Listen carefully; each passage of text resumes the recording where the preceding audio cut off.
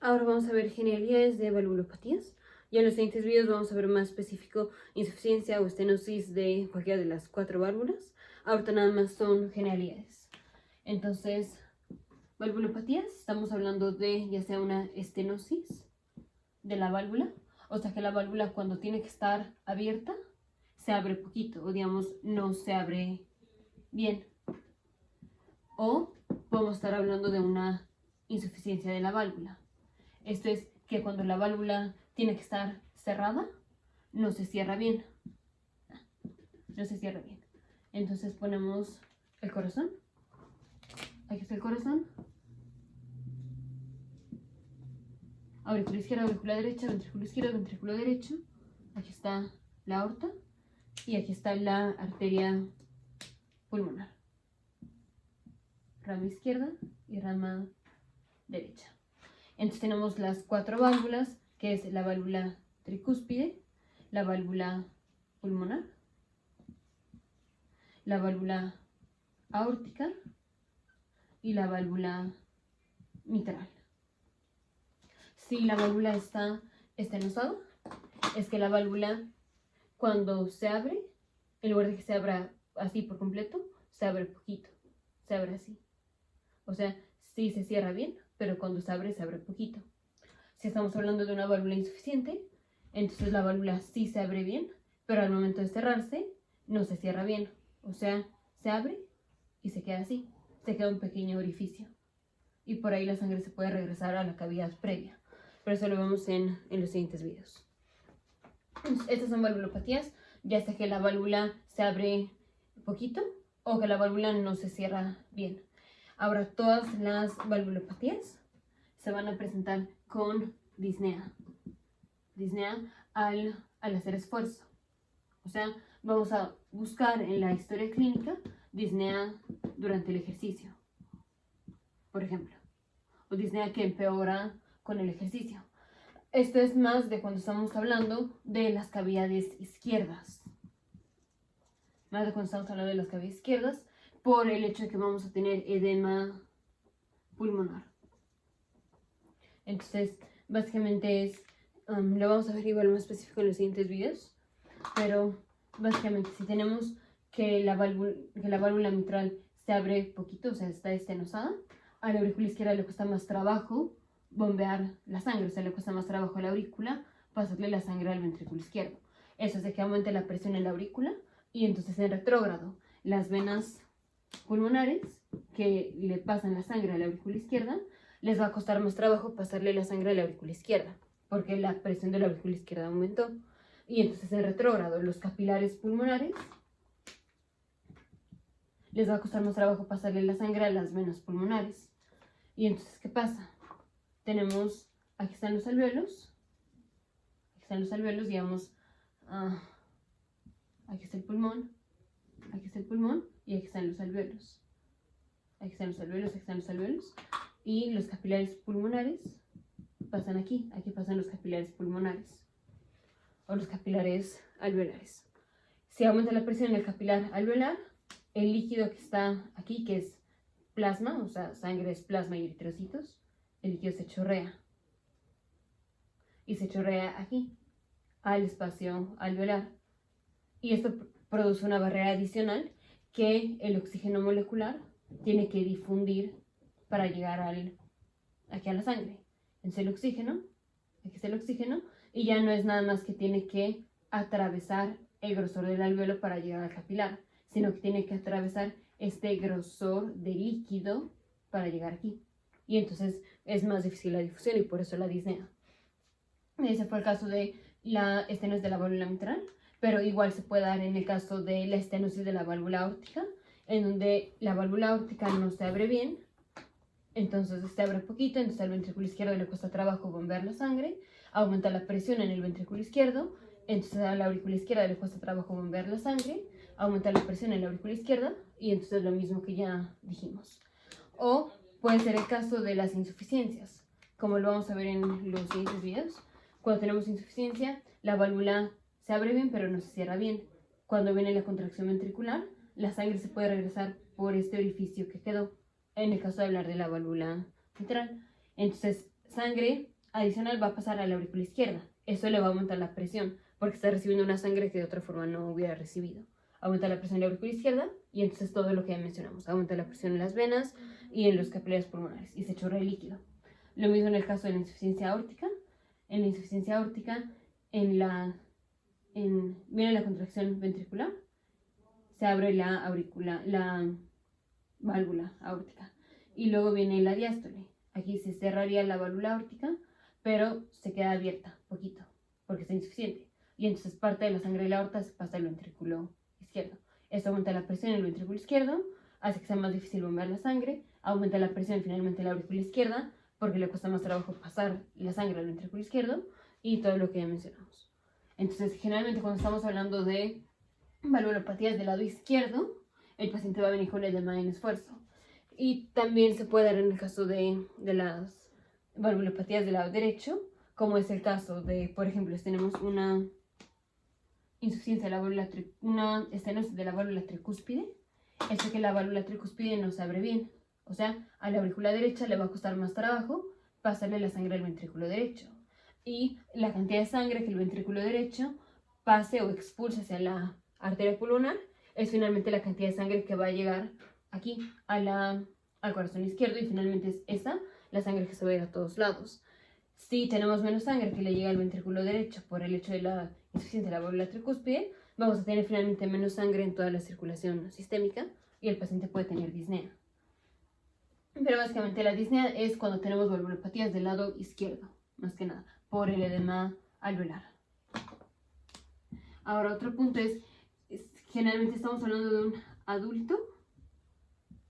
En la historia clínica siempre o nos vamos a encontrar isquemia del corazón, o un infarto del corazón, un infarto agudo al miocardio, o hipertensión, o enfermedad, fiebre reumática. Esto siempre lo vamos a encontrar en un paciente que tiene valvulopatías, en un paciente adulto que tiene valvulopatías. Salvo que sea el caso de que el paciente tiene la fiebre reumática, aunque el paciente se presente con estos, nunca va a ser tan claro el diagnóstico per se por esto. O sea, si tenemos un paciente que tiene fiebre reumática y viene con disnea en ejercicio y encontramos un soplo, puede ser bastante claro que el paciente tenga estenosis de la válvula mitral. Lo vamos a ver más adelante, pero la principal válvula afectada en la fiebre reumática es la válvula mitral. En este caso, que fue paciente que viene con fiebre reumática, es bastante claro la valvulopatía que tenemos y por qué el paciente tuvo la valvulopatía, que fue por la fiebre reumática. Pero generalmente, si no es por la fiebre reumática, el paciente puede venir con un cuadro de valvulopatía y a pesar de que en la historia clínica generalmente siempre vamos a encontrar o isquemia o infarto agudo del miocardio y o hipertensión y que esta sea la causa de la valvulopatía, generalmente esas son patologías, digamos, tan difusas o tan no específicas que va a ser difícil hacer la integración o la ligación de que esto es lo que nos está causando la valvulopatía. Entonces empezamos siempre diagnosticamos la valvulopatía y luego buscamos la causa de la valvulopatía. Y ahí vemos cómo es que en la historia clínica estuvo presente alguna de estas causas que pudo generar la valvulopatía. Pero visto así, llega el paciente, le hacemos la historia clínica y hay que encontrar que tiene una valvulopatía, nunca va a ser tan claro que la causa de la valvulopatía es esto que encontramos en la historia clínica, sino hasta hacer más exploración física, más investigación. Pero en el caso de la fiebre reumática, puede ser bastante claro que la valvulopatía es por la fiebre reumática. Y no es tan claro así que la valvulopatía sea por isquemia, infarto agudo del miocardio o hipertensión en estos casos. Siguiente punto es cuando estamos hablando de un paciente joven. Tenemos un paciente joven y tiene alguna valvulopatía. Bueno, no vamos a llamarle, valvulopatía. Generalmente es o prolapso de la válvula mitral. Puede ser estenosis de la válvula mitral. O puede ser válvula aórtica bicúspide. O puede ser cardiomiopatía hipertrófica. Hipertrófica y cardiomyopatía. O cardiomyopatía hipertrófica obstructiva. Cardiomyopatía hipertrófica obstructiva. Hay tres, que es el prolapso de la válvula mitral, la válvula aórtica bicúspide y la cardiomyopatía hipertrófica obstructiva, que esas no son ni insuficiencia ni estenosis de las válvulas, pero las vamos a ver por separado en los siguientes videos. Esas son las causas de valvulopatías más comunes en pacientes jóvenes. Aquí la cardiomyopatía hipertrófica per se no es una valvulopatía, pero en la cardiomyopatía hipertrófica podemos tener compresión de la válvula aórtica, por eso cardiomyopatía hipertrófica obstructiva. Y pues entonces la podemos considerar como una valvulopatía, aunque per se no es que tengamos daño a la válvula, por eso no la quiero considerar como valvulopatía, pero se obstruye la válvula. Entonces esto es en jóvenes. Y en la exploración física casi siempre vamos a tener el edema alveolar. El edema alveolar, hablando de valvulopatías del lado izquierdo, vamos a tener un soplo, que el soplo se va a dar cuando la sangre pasa a través de una válvula que está estenosada, o sea que se abre poquito, y el paso de la sangre a través de un orificio, esto sopla. Si tenemos un orificio y por aquí pasa el líquido, y luego estenosamos el orificio y pasamos el líquido, va a costar más trabajo y eso va a generar un soplo.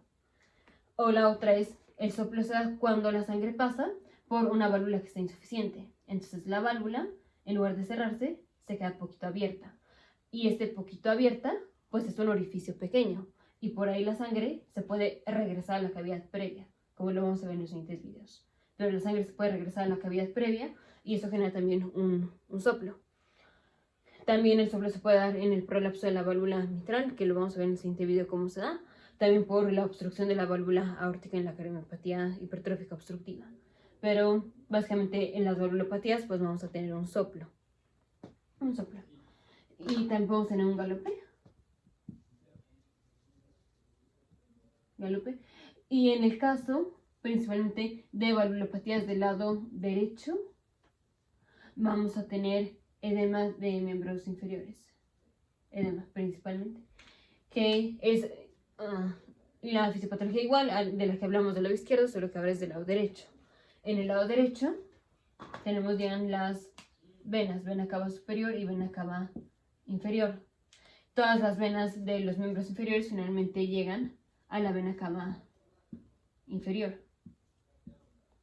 Entonces, si tenemos, por ejemplo, estenosis de la válvula tricúspide, esto es a la aurícula derecha le va a costar más trabajo pasarle la sangre al ventrículo derecho, porque la válvula está estenosada.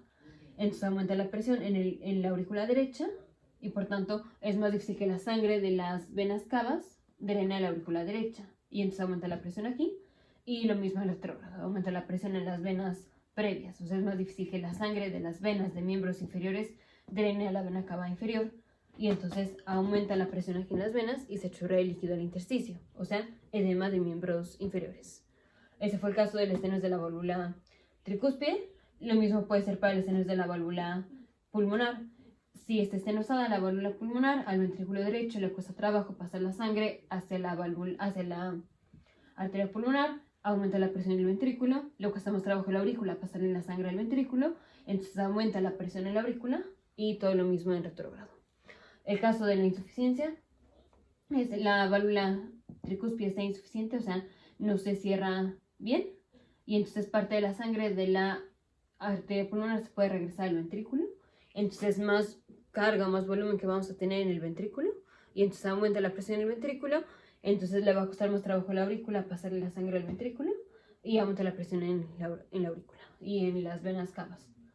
Y la otra es la insuficiencia de la válvula tricúspide, que es cuando no se cierra bien la válvula tricúspide. Entonces parte de la sangre del ventrículo pasa a la aurícula, aumenta la presión en la aurícula y lo que ya vimos. Si todavía no queda claro cómo es que la sangre se regresa a la cavidad previa, de todos modos lo vamos a ver en los siguientes videos más específico. Ahorita nada más son generalidades, no importa si todavía no queda claro cómo es que la sangre se regresa a la cavidad previa. Aquí nada más importan esos conceptos generales. Y ya porque lo vemos en los siguientes videos. Entonces, cuando tenemos valvulopatías, Generalmente estamos hablando de una estenosis, que es que la válvula se abre poquito, o sea, no se abre bien, o una insuficiencia, que es que la válvula no se cierra bien, o sea, se queda un poquito abierta. Generalmente, pero hay otras como es el prolapso de la válvula mitral, o la cardiomiopatía hipertrófica obstructiva, o la válvula aórtica bicúspide, que es en lugar de tener 3 cúspides tenemos 2. Las valvulopatías del lado izquierdo generalmente se presentan con edema alveolar, y se va a presentar como disnea en ejercicio, que aumenta con el ejercicio. Las valvulopatías del lado derecho se presentan principalmente con edema de miembros inferiores. Podemos encontrar un galope y todos o casi todos van a tener un soplo, y es un soplo de la válvula tricúspide, de la válvula mitral, por ejemplo, pero todos van a venir con un soplo o un murmullo. Y hablando de las causas más comunes en jóvenes es prolapso de la válvula mitral, estenosis de la válvula mitral, válvula aórtica bicúspide o cardiomiopatía hipertrófica obstructiva. Hablando de los adultos, las causas más comunes son isquemia, infarto agudo del miocardio, hipertensión, edad avanzada, que va a ser principalmente enfermedad reumatosa, y la fiebre reumática. Salvo en el caso de la fiebre reumática, que va a ser bastante claro la etiología de la valvulopatía que tengamos, o sea que la etiología de la valvulopatía va a ser la fiebre reumática. En los demás casos de valvulopatías en adultos, aunque sea por estas, no va a ser tan claro que son estas la razón de la valvulopatía, porque esas son cosas que encontramos de forma difusa o de forma impresionante en muchos pacientes. Y no va a ser tan claro como esto es que nos está ocasionando la valvulopatía.